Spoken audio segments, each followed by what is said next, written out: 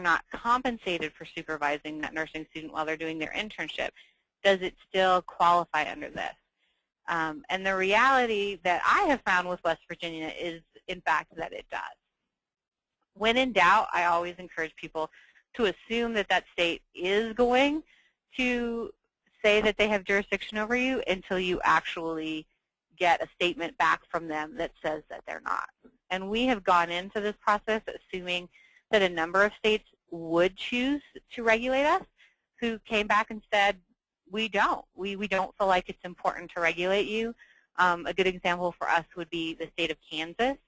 So Kansas has a preponderance of the evidence system. So they don't have one thing that says, yes, you will be regulated, or no, you won't. They want to see all of your information. They want to make that decision on an individual basis.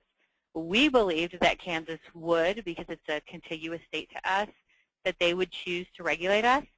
And yet when we sent in all their information, they sent us back a letter that said, you know what, we don't feel like we need to regulate what you do.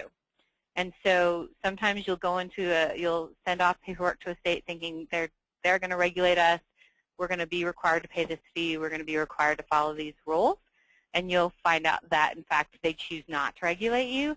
In the same way, you might send off paperwork to a state thinking there's no way that the state is going to choose to regulate us. I don't see anything in the written documentation that indicates that they would. And yet what you'll get back is a letter that says, well, but we have a policy internally that says we do regulate this kind of service. So you really have to work with each one separately. Some common triggers that people just want to think about when you're preparing to look at the state authorization